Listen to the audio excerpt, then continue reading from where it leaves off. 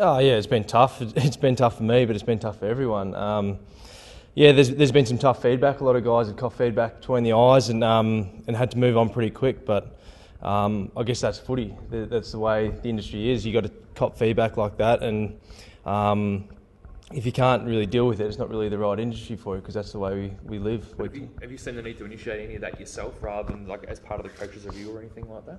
Oh, there's definitely been feedback come from the players, and not just me. There's been a lot of feedback come from different players, but that's just not this week. That's every week. We give a lot of feedback to each other and recontribute and help the coaches with their feedback, because we're the ones out there, so we probably see a bit more than what the coaches do out in the ground, to a certain extent anyway. So, yeah, definitely I gave some feedback and other guys did too. How do you think it went so wrong on the weekend? Yeah, well, I think, like Jonesy said, we weren't competitive enough and we weren't urgent enough. And credit to Port Adelaide, they really started the game well and jumped out of the blocks, and yeah, we mentally didn't stand up in the game. So is a lot of it mental? Do you think a lot of it's mental? Because Jonesy said you've done all this stuff of training over months of pre-season and didn't see it coming. Is it mental? Is it a team-wide mental thing? Yeah, well, I think, like as Jonesy said, our pre-season form we were really happy with. Although we didn't get all the wins after in the NAB Cup, we felt we had some really good patches, but our training over the pre-season was the main thing that we saw the consistency in, and we thought we really took it to a new level with the competitiveness and urgency at training. So obviously coming into the game, we had the positive thoughts about how the game would look for us, and yeah, and it didn't turn out that way, obviously. So it definitely isn't, I don't think, a physical thing, like we're not fit enough or we haven't trained hard enough. It's nothing like that at all. So you'd have to say, yeah, it was more of a mental thing. How do you get Nathan say that it was one of the toughest losses that he's had to put up with? For you as a young leader, was that one of the toughest challenges of your leadership when things are going so bad so quickly in round one, to try and get the players up? How hard was that for you as a young leader? Yeah, it was tough, and it was a bad loss. There were a lot of shattered guys in the rooms after and the day after. It was a really tough one to swallow, because, like I said, we went in so positive, and like we really made some big inroads over the pre-season, and we're expecting that to probably reflect on the field straight away. But as hard as it is sometimes after a game, with the disappointment of the loss, we realise there's still 21 weeks to go, and one game doesn't make a season. So we've still got 21 other opportunities to prove ourselves, and we're not just thinking that this season's going to be all doom and gloom because of one game, that's for sure. So I don't think it's really hard at all to get players up again for the next week, because, like I said, it's round one. Although it was disappointing, there's still a lot of rounds to go. So how do you turn it around in 1 week? I mean, you say you've got 21 opportunities, you've got one this week against Essendon. How do you so rapidly turn around the urgency and the competitive spirit and translate that onto the field? Yeah, well, it's nothing like probably what people might think it is. It's not to drop half the team, to go out and train a different system and change the game plan and throw the forwards in the back line, all that sort of stuff. It's not like that, because we've proven over the pre-season that what we've been training works, and we've seen it consistently over pre-season, and that's why we've got such confidence in it. So it is a matter of training or expecting the competitive nature from the first bounce, and staying in the game through our urgency and competitiveness from the first bounce. And I think that's what we'll see on Saturday night, because that's what we're really after. Because I think you can have all the game plans in the world and all the systems in the world and all the fitness in the world.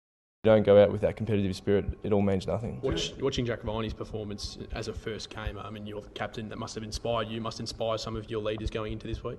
Yeah, definitely. It was a great performance for a debut for a young kid. It was great to see him come in and play exactly how he's been training over the pre-season. And another guy, Matt Jones, I thought did the same thing, played exactly how he's been training. So yeah, there's definitely a lot of guys that would see that and like the way it reflected the work that they've put in, and there'll definitely be a lot of guys to follow their lead. How's Mark's reaction been, like post-match and in the last couple of days? How's he been? I guess, was there a fearful spray, or has he had a different approach? Yeah, he was as disappointed as us, obviously. I think he went in with some pretty high hopes as well after like what we'd achieved over the pre-season.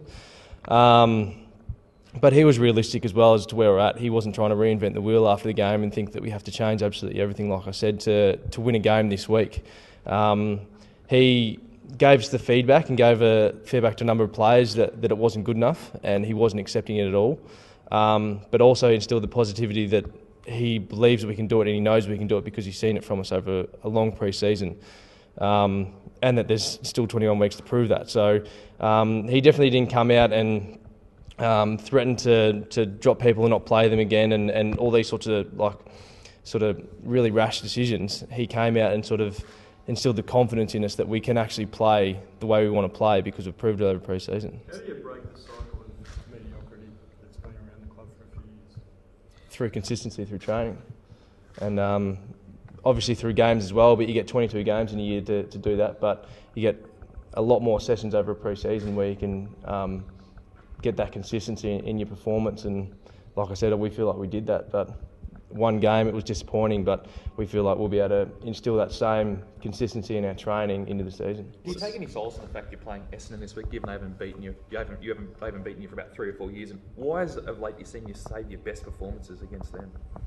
I don't think it's we see Essendon and have a special week to get up for Essendon or anything like that.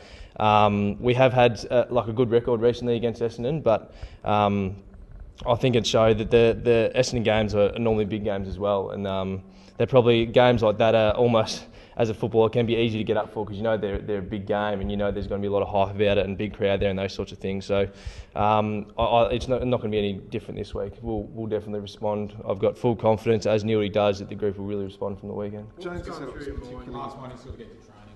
said it was particularly fair to cop criticism from the fans. As captain, what's the message for the fans out there that will also be pretty upset?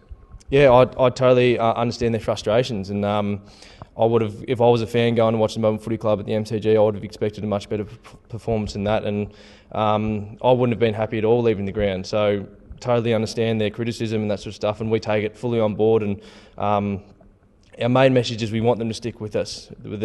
The message that they've probably heard out of pre-season, although they wouldn't have seen much of it, are definitely true. The consistency that we've got to in our training, it will come out in our games. We know that the last place we'll see it is the on-field performance, but we know that we're getting there because we've had too many improvements over the summer and over the last 12 months for us to not see that consistency on game day. So it will come, just urge them to stick with us. What was going through your mind, Jack, during that last quarter?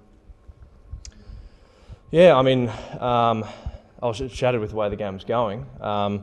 Although I was still in the game, you're still trying to perform your role and still trying to, I guess, get some respectability into the game and that sort of thing, even though the game was well and truly lost.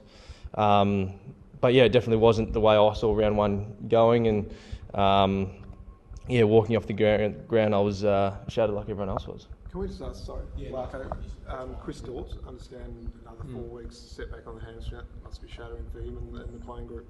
Yeah, he's had a bit of a tough run, Dawes. He's had a couple of niggles, and he was making some really good progress to make a run to probably play this week. And yeah, unfortunately aggravated that hamstring a little bit and will be out for a little bit longer. But we know that he'll come in, and when he does, he'll have a real impact for us. And we just don't want to rush him back and cause his hamstring or whatever it may be to get any worse. So we know he'll be back. If it is 3-4 weeks, there's still a lot of games after that he'll be able to play for us. So we're just making sure we manage him right and get him back for the most of the season.